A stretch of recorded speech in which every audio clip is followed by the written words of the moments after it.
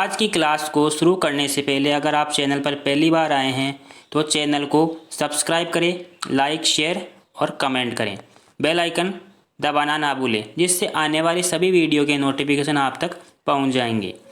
आज हम कक्षा 10 अध्याय 2 अम्ल, क्षार, क्षारक एवं लवण के बारे में अध्ययन करेंगे। तो चलिए शुरू करते हैं। आपने पिछली कक्षाओं में अध्ययन किया होगा कि भोजन खट्टा अथवा कड़वा स्वाद भोजन में विद्यमान क्रमशः अम्ल और क्षार के कारण होता है। अम्ल यानी एसिड और क्षार यानी बेस के कारण होता है। यदि आपके परिवार में कोई सदस्य अत्यधिक भोजन के कारण अम्लता से पीड़ित है तो आप क्या सुझाव सुझाएंगे? तो आप उसे बेकिंग सोडा का सुझाव सुझाएंगे। क्यों? क्योंकि बेकिंग सोडा होता है वो एक प्रकार का क्षार होता है और हम जानते हैं कि बेकिंग सोडा क्षार है जबकि वो अम्लता से पीड़ित है। तो हम जानते हैं कि अम्ल क्षारक के प्रभाव को क्या कर देता है? समाप्त कर देता है। इसलिए हम उसको बेकिंग सोडा देंगे। बेकिंग सोडे का जो फॉर्मूला होता है वो क्या होता है? बेकिंग सोडे का फॉर्मूला क्या होता है बताओ? बेकिंग सोडे का फॉर्मूला होता है NaHCO3। क्या होता है? NaHCO3। ठीक है, तो ये याद रखना। बेकिंग सोडा क्या होता है? बेकिंग सोडा होता है NaHCO3। ठीक है, तो आगे देखो। हमने कक्षा 8 में इनमें अम्ल और क्षार के बारे में अध्ययन किया कि स्वाद को छके बिना ये हम खट्टा और कड़वे की जांच कर लेते हैं। वो कैसे करते हैं? वो इस प्रकार करते हैं कि हम जानते हैं कि अम्ल स्वाद में खट्टा होता है। अम्ल जो भी होता है वो स्वाद में खट्टा होता है, यानी कि हम टेस्ट करेंगे और पता कर लेंगे कि कोई भी चीज़ खट्टी है तो वह अम्ल है। जैसे हम केरी और नींबू इनको खाते हैं तो हमें जैसे जीभ पर हम लगाएंगे इनको या इनको खाएंगे तो हमें पता चल जाता है कि ये खट्टा है, तो वो क्या है? एक अम्ल है। ठीक है, अम्ल नीले लिटमस पत्थर को लाल कर देता है जबकि क्षार का स्वाद कड़वा होता है, यानी कि जब हम कोई चीज़ खाते हैं और वो हमें कड़वी लगती है तो वो क्षार है। ठीक है, और ये लाल लिटमस पत्थर को नीला कर देते हैं। लिटमस एक प्राकृतिक सूचक होता है और जैसा कि हम जानते हैं कि लिटमस जो हमें प्राप्त होता है वो प्राकृतिक सूचकों से प्राप्त होता है। तो जब सारी प्रकृति वाला साबुन, जब हम हल्दी सफ़ेद कपड़े पर जब सब्जी का दाग लग जाता है तो हम साबुन से धोते हैं, यानी कि हल्दी जब हमारे कपड़ों पे गिर जाती है, यानी कि सब्जी हमारे कपड़ों पे गिर जाती है तो हम उसे धोने के लिए डालते हैं। तो जो साबुन लगाते हैं, जैसे ही साबुन लगाएंगे हल्दी के जो दाग लगा हुआ है उस पर, तो रंग है वो परिवर्तित हो जाता है और रंग कैसा हो जाता है? लाल हो जाता है। लेकिन कपड़े पर अत्यधिक जल धोने से ये वापस से क्या पड़ जाता है? पीले रंग का हो जाता है। ठीक है, और जल से धोने पर वापस से पीला पड़ जाएगा और साबुन लगाते ही लाल हो जाता है। तो क्या एक हल्दी एक अम्लीय पदार्थ है? तो हाँ, हल्दी क्या है? एक अम्लीय पदार्थ है। इससे हम समझ सकते हैं कि हल्दी एक अम्लीय पदार्थ होता है। अम्ल और क्षार की जांच करने के लिए हम कुछ संश्लेषण यानी कि मानव द्वारा बनाए जाते हैं, जैसे कि मेथिल ऑरेंज। ठीक है, और दूसरा फिनोनेफ्थलीन। तो इनको याद रखना कि मेथिल ऑरेंज ये भी मानव द्वारा बनाया गया है और ये फिनोनेफ्थलीन, इनके द्वारा क्या करते हैं? हम अम्ल और क्षार की जाँच करते हैं।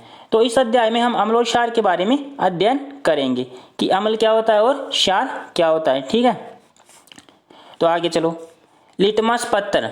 लिटमस विलेन बैंगनी रंग का रंजक होता है। लिटमस कैसा होता है? बैंगनी रंग का रंजक होता है। जो थैलोफाइट है, देखो लिचेन पौधा आ गया ना, लिचेन पौधे से प्राप्त होता है। ठीक है, ये लिचेन पौधे से निकाला जाता है। तो हमें याद रखना है लिचेन। क्या याद रखना है? लिचेन। ठीक है, लिचेन याद रखना है कि लिचेन पौधे से जो सूचक की तरह कार्य करता है। और प्राकृतिक सूचक बहुत सारे होते हैं, जैसे लाल पत्ता गोभी, हल्दी, हाइड्रोजन, पेट्रोनियम और भी बहुत सारे हैं ना, ये प्राकृतिक सूचक होते हैं। ये अम्ल और क्षार की सूचना देते हैं, यानी कि वे पदार्थ जो अम्ल और क्षार की सूचना देते हैं वो सूचक कहलाते हैं। ठीक है, सीधी सी परिभाषा हो गई। तो अब अम्ल और क्षार मैं एक शॉर्टकट में बता देता हूँ कि अम्ल और क्षार क्या होता है। तो ध्यान से देखना इधर।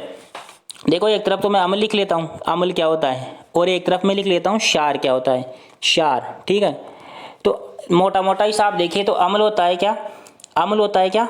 खट्टा होता है। ठीक है, अम्ल कैसा होता है? खट्टा। और क्षार कैसा होता है? कड़वा। ठीक है, दूसरा, अम्ल जो नीले लिटमस पत्थर है उसको लाल कर देता है, यानी कि ब्लू को क्या कर देता है? रेड कर देता है अम्ल। और जो क्षार है वो रेड को क्या कर देता है? यानी कि लाल लिटमस पत्थर को ब्लू कर देता है। ठीक है, दूसरा देखें तो अम्लीय जलीय विलयन में H+ आयन देता है जबकि क्षार क्या देता है? OH- ion. ठीक है, ये अंतर है अम्ल और क्षार के। और अम्ल को जब छूते हैं तो ये कैसा दिख लगता है, ये खुदरा लगता है, यानी कि हार्ड, हार्ड यानी खुदरा। और ये जब हम क्षार को छूते हैं तो ये कैसा लगता है, ये सॉफ्ट लगता है। ठीक है, तो इतनी बात समझ में आ गई कि अम्ल क्या होता है। तो देख लो, अम्ल क्षार, अम्ल खट्टा होता है, क्षार कड़वा होता है। अम्ल नीले लिटमस पत्र को लाल कर देता है और क्षार नीले लाल लिटमस पत्र को नीला कर देता है। अम्ल जलीय विलयन में H+ आयन देता है, जबकि क्षार जलीय विलयन में OH- देता है। अम्ल को जब हम छूते हैं, हाथ से छूते हैं, तो वो कैसा लगता है, खुदरा लगता है, जबकि हम क्षार को छूते हैं वो सॉफ्ट लगता है। ठीक है, समझ गए इतना। तो आगे चलते हैं। तो ये परख नली दे रखी है आपको, देखो ये प्रश्न, इस प्रश्न को हल करते हैं कि आपको 3 परख नलियाँ दी गई है, इनमें आश्रित, एक में आश्रित जल भरा है, 2 शेष, एक बिल्कुल खाली है, एक में आश्रित जल भरा है और एक में अम्लीय विलयन भरा हुआ है और दूसरे में क्षारीय। तो 3 परख नली दे रखी है, एक परख नली, 2 और 3, A B C। एक में तो भरा है आसुत जल, आसुत जल H2O, जिसका pH मान 7 होता है, उसे आसुत जल बोलते हैं। एक में भरा है एसिड अम्ल और एक में भरा है बेस यानी कि क्षार। तो आप कैसे पता लगाएंगे कौन सी में अम्ल भरा है, कौन सी में क्षार भरा है। तो देखो, नीला लिटमस पत्र लाल कब करेगा, जब अम्ल होगा। ठीक है, तो इस वाले पे नीला लिटमस पत्र लेकर जाते हैं। अगर नीला लिटमस पत्र लेकर जाते हैं और एसिड से क्षार है तो हमें पता चल जाएगा कि ये परख नली में एसिड है। ठीक है, और जब नीले लिटमस पत्र को ही हम क्या ले जाते हैं, परख नली सी में लेके जाते हैं, तो वो वैसा कि वैसा ही नीले का नीला ही रहता है। ठीक है, और सार अब जल वाली परख नली में लेके जाते हैं तो जल में कोई परिवर्तन नहीं होता, क्योंकि वो आसुत जल है। ठीक है, और जल ना तो अम्ल है और ना क्षार है। अब देखो इधर, अम्ल एवं क्षार के रासायनिक गुणधर्म को समझना कि अम्ल क्या होता है और क्षार क्या होता है। तो देखो, यहाँ पर कुछ अम्ल और क्षार दे रखे हैं। तो HCl ये एक प्रकार का अम्ल है, हाइड्रोक्लोरिक अम्ल, सल्फ्यूरिक अम्ल H2SO4, नाइट्रिक अम्ल HNO3, एसिटिक अम्ल CH3। ठीक है, तो अम्ल कौन कौन से दे रखे हैं, एक तो HCl हाइड्रोक्लोरिक अम्ल, एक होता है H2SO4, ठीक है, यानी सल्फ्यूरिक अम्ल, ये मैंने पहले ही बताया आपको, और एक होता है HNO3 नाइट्रिक अम्ल, और दूसरा और एक क्या होता है एसिटिक अम्ल। एसिटिक अम्ल का फॉर्मूला होता है CH3COOH। ठीक है, तो ये याद रखना। इसी प्रकार कुछ क्षार दे रखे हैं, जैसे देखो कैल्शियम हाइड्रोक्साइड CaOH का होल टू, ये मैंने पिछले पार्ट में आपको पढ़ाया, कैल्शियम हाइड्रोक्साइड, और इसको क्या बोलते हैं, बुझा हुआ चूना भी बोलते हैं। इसको क्या बोलते हैं, बुझा हुआ चूना। ठीक है, तो अब देखो आगे, पोटेशियम हाइड्रोक्साइड KOH, इसको KOH बोलते हैं, पोटेशियम हाइड्रोक्साइड। तीसरा मैग्नीशियम हाइड्रोक्साइड MgOH का होल ट्वाइस। ठीक है, मैग्नीशियम हाइड्रोक्साइड, इसको दूधिया मैग्नीशियम भी बोलते हैं। और चौथा अमोनियम हाइड्रोक्साइड यानी कि NH4OH का, ठीक है, होल, अमोनियम हाइड्रोक्साइड। तो ये सब क्षार हो गए। ठीक है, आगे चलते हैं।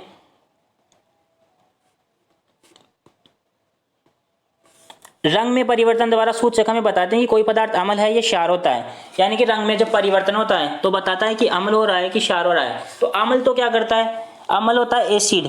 एसिड तो क्या करता है, ब्लू को नीला कर देता है। अम्ल है वो क्या करता है, ब्लू, ब्लू यानी नीला, नीला को क्या कर देता है, लाल कर देता है, रेड। और जो क्षार होता है बेस, बी, ठीक है, जिसको बी से व्यक्त करेंगे, ये क्या करेगा, ये क्षार यानी कि क्षार है वो किसको कर देगा, लाल को नीला कर देगा, आर को क्या कर देगा, बी बना देगा। ठीक है, तो ABR और BRRB। ठीक है, ऐसे याद रख सकते हैं। ठीक है, अब देखो एक क्रियाकलाप करते हैं।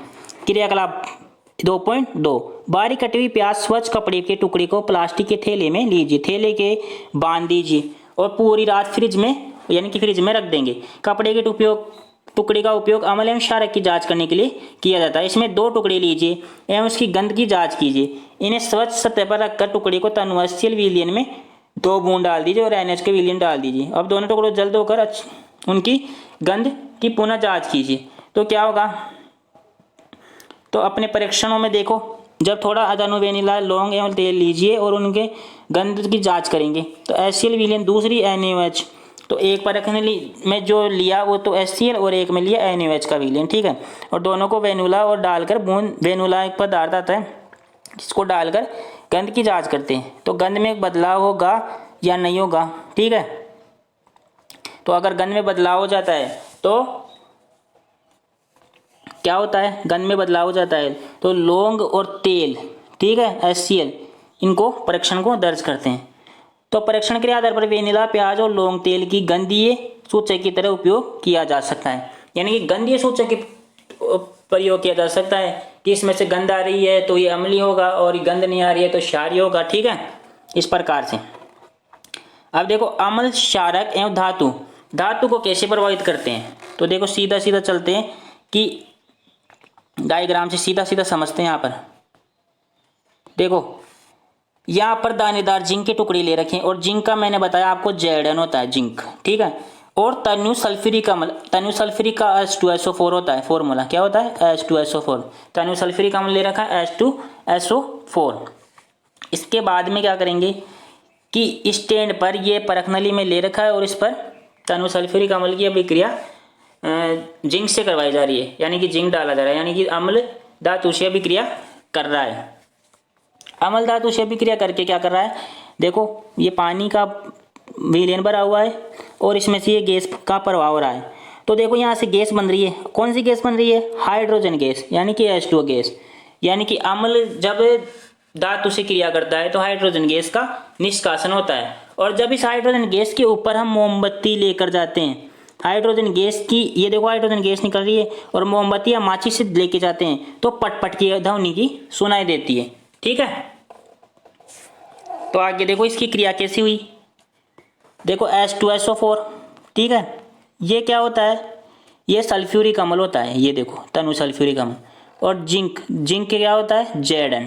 ठीक है, तो इनकी अभिक्रिया करवाते हैं। तो जिंक की अभिक्रिया जब मैंने H2SO4 के साथ करवाई, जिंक की अभिक्रिया H2SO4 के साथ करवाई तो क्या बना ZnSO4। ठीक है, और H2 गैस बाहर निकल गई, और जब इस H2 गैस के बाहर निकली तो इसके ऊपर मैंने माचिस या मोमबत्ती से जला के देखा तो पटपट की ध्वनि सुनाई देती है। यानी कि इससे क्या निष्कर्ष निकलता है कि जिंक है वो अम्लों से या धातु अम्लों से अभिक्रिया करके धात्विक क्या बनाते हैं, धातुएं अम्लों से अभिक्रिया करके धात्विक सल्फेट बना दे, धात्विक अम्ल बना देते हैं। ठीक है, धात्विक अम्ल बन जाते हैं और हाइड्रोजन गैस बाहर निकल जाती है। इतना समझ गए, तो आगे चलते हैं।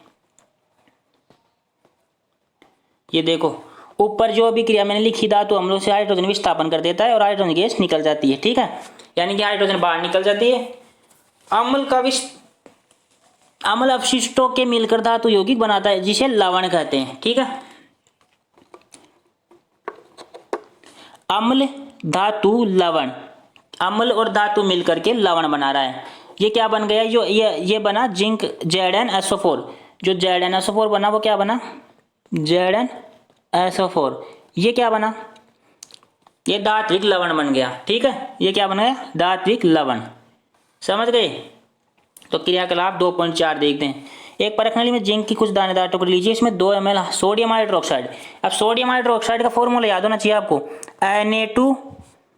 ठीक है, सोडियम हाइड्रोक्साइड Na2OH। ठीक है, ये होता है सोडियम हाइड्रोक्साइड Na2OH, या फिर हम इसको NaOH से भी लिख सकते हैं, NaOH। ठीक है, इनमें दोनों में से एक तो याद होना चाहिए आपको। तो NaOH सोडियम हाइड्रोक्साइड जिंक से अभिक्रिया करके ZnO यानी कि जिंकेट बनाता है, ZnO2 दिख रहा है, ये देखो ZnO2 Na2 ZnO2, और हाइड्रोजन गैस बाहर निकल रही है। तो NaOH जिंक से रिएक्शन करके सोडियम जिंकेट, इसको बोलते हैं सोडियम जिंकेट, और हाइड्रोजन गैस बाहर निकल जाती है। ठीक है, आप देखेंगे कि अभिक्रिया पुनः हाइड्रोजन बनता है, किंतु ऐसी अभिक्रिया में सभी धातुओं के साथ संभव नहीं है। ठीक है, इतना सब समझ गए, तो आगे चलते हैं। धातु कार्बोनेट तथा धातु हाइड्रोकार्बोनेट अम्ल के साथ कैसे अभिक्रिया करती हैं, तो अब इसको पढ़ेंगे। तो चलो,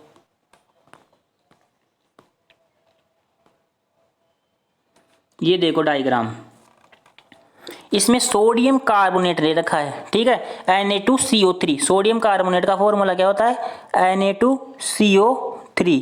ठीक है, ये याद रखना, Na2CO3। सही। अब देखो थिससेल्फिनेल स्टैंड ले रखा है, स्टैंड पर ये परख नली ली, परख नली में क्या डाल दिया, सोडियम कार्बोनेट डाल दिया, और सोडियम कार्बोनेट की हाइड्रोक्लोरिक अम्ल से रिएक्शन करवा दी, और कार्बन डाइऑक्साइड गैस को क्या कर रहे हैं, इसमें छोड़ रहे हैं। ठीक है, बार बन रही है जैसे ही परख नली में सोडियम कार्बोनेट हाइड्रोक्लोरिक अम्ल से अभिक्रिया करेगा। तो सीधा अभिक्रिया पे चलते हैं अपन। ये देखो इसमें NaCO3 ले रखा है, सोडियम हाइड्रोजन कार्बोनेट और Na2CO3, ठीक है। तो देखो परख नली ए, ये दिख रही है परख नली ए, ये दिख रही है परख नली ए, ये परख नली ए है और ये है बी है, ठीक है। तो देखो आगे परख नली ए में Na2CO3 और HCl जब क्रिया करेगा तो NaCl बन जाएगा और H2O बन जाएगा, ठीक है, और कार्बन डाइऑक्साइड गैस है। दूसरी परख नली में NaCO3 यानी सोडियम हाइड्रोजन कार्बोनेट, ये क्रिया करेगा HCl से यानी हाइड्रोजन क्लोराइड से और NaCl बन जाएगा और H2O और CO2 बन जाएगी, ठीक है। तो इस क्रियाकलाप में ये सब हो रहा है और कार्बन डाइऑक्साइड गैस बन रही है। उत्पादित कार्बन डाइऑक्साइड गैस को चूने के पानी में प्रवाहित करेंगे। अब जो कार्बन डाइऑक्साइड गैस बनी, जैसे कि मालूम है Ca, चूने का पानी का सूत्र होता है CaOH का होल्ट, पहले इसमें CO2 गैस प्रवाहित करूंगा, तो जैसे ही मैं CO2 गैस प्रवाहित करूंगा तो क्या बन जाएगा CaCO3 कैल्शियम कार्बोनेट। और मैंने पिछली कक्षा में बताया था कि कैल्शियम कार्बोनेट का संगमरमर का रासायनिक सूत्र होता है, कैल्शियम कार्बोनेट किसका होता है, संगमरमर का, ठीक है। ये सवेत अवशेष प्राप्त हो जाता है। अत्यधिक मात्रा में कार्बन डाइऑक्साइड गैस प्रवाहित करने पर क्या होगा सर, जब अत्यधिक मात्रा में कार्बन डाइऑक्साइड गैस प्रवाहित करेंगे तो H2O और कार्बन डाइऑक्साइड ये जल में विलयित हो जाता है, ठीक है, और कैल्शियम हाइड्रोजन कार्बोनाइड के दो अणु बन जाते हैं, ठीक है। चूना पत्थर लाइमस्टोन, चूना पत्थर को क्या बोलते हैं, लाइमस्टोन, खड़ी या चौक, संगमरमर, कैल्शियम कार्बोनेट विद्युत रूप में सभी धातुएं कार्बोनेट एवं हाइड्रोजन कार्बोनेट जल अम्ल से अभिक्रिया करके इसके लवण और कार्बन डाइऑक्साइड जल बनाते हैं, ठीक है। तो आगे चलते हैं।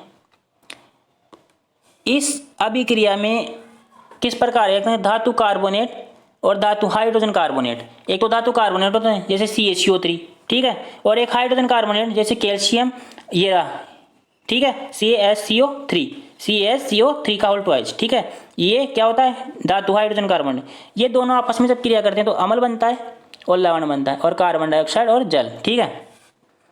तो अगला नेक्स्ट टॉपिक है हमारा। आज की क्लास के लिए इतना ही पढ़ेंगे, बाकी का हम नेक्स्ट क्लास में देखेंगे। नेक्स्ट टॉपिक हमारा होगा सभी अम्लों एवं क्षारकों में क्या समानताएं होती है। तो अगर आपको ये वीडियो पसंद आया हो तो लाइक करें, शेयर करें और सब्सक्राइब करें। सब्सक्राइब करना ना भूलें, बेल आइकन के बटन को प्रेस करें। Thank you very much.